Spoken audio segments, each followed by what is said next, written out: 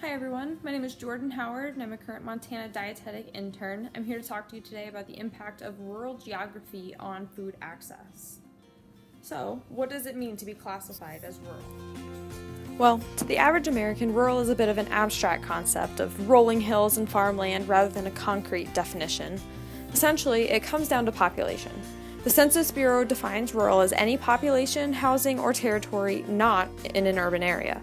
These urban areas are characterized on a sliding scale with the minimum requirement for urban clusters to be of a population of at least 2,500.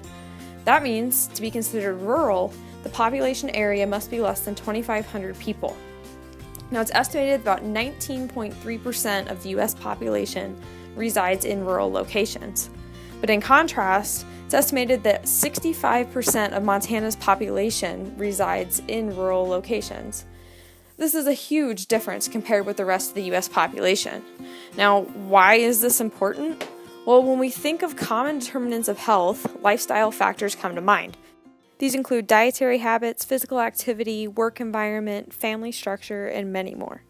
And more, research has delved into the environment that we live in, and descriptors such as obesogenic environment and food desert have come to the forefront to describe characteristics of our local food environments that have become associated risk factors for overweight, obesity, and the development of preventable diseases. Rarely do we hear small town or rural as risk factors related to health status. Quite frankly, more often than not, we think of small town folk as being farmers and ranchers and therefore more physically active and healthy individuals. But the reality is in non-metro locations, rural residency has been found to be the most significant determinant for overweight and obesity, and rural residents report poorer health and more physical limitations, including chronic disease and all-cause mortality compared to their urban counterparts. The CDC identifies chronic diseases among the leading causes of death and disability and the leading drivers of the nation's annual healthcare costs. Of these, all have a nutrition component, whether preventative or management in nature. So then, how do we reconcile this? What are the characteristics of the rural food environment that are so greatly impacting the health of rural residents? Well, research shows that on average, rural residents have decreased access to food outlets and have to travel further to access nearest grocery stores. It's interesting to note as well that the USDA defines a food desert or a low-access community as one in which at least 500 people and/or at least 33% of the census-tract population resides more than 1 mile from a supermarket or large grocery store. However, for rural census tracts, the distance is more than 10 miles.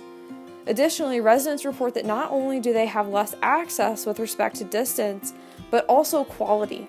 In a study that investigated the impact of rural food environment on food access and resulting food choices of older adults in Montana communities, researchers found that food quality, and in particular produce quality, was one of the greatest barriers to food access. It was concluded that it is likely hindered by the quality of food stores as well as the limited distribution routes and road infrastructure available in the state. Furthermore, a study on American fruit and vegetable consumption found that in 75% of states, rural U.S. adults were significantly less likely to consume 5 or more servings of fruits and vegetables than their non-rural U.S. counterparts. The summation of these factors is a difference between rural communities and their urban counterparts that has been referred to by researchers as a geographic health disparity. It has been concluded that public health interventions must consider geographic location and population-level interventions to successfully improve the nutrition and health status of rural Americans. The question begs then, what policies and interventions exist already? Well, first off, the Local Farms Act, which was passed by Congress in 2017 in response to a rise in consumer demand for local and regional products, as well as a growing interest in farm-to-fork principles where food is less processed and travels less distance from the farm to one's fork. While family farmers are aware of this trend, many would-be food and farm entrepreneurs struggle to enter this local or regional marketplace due to a lack of infrastructure, processing capacity, transportation, and a variety of other technical links. This bill was established to try to connect the dots between producers and local customers by investing in this farm-to-fork principle.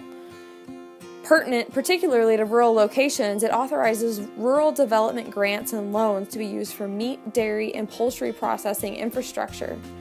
It also allows institutions participating in school food programs to use locally grown, locally raised, or locally caught as a product specification.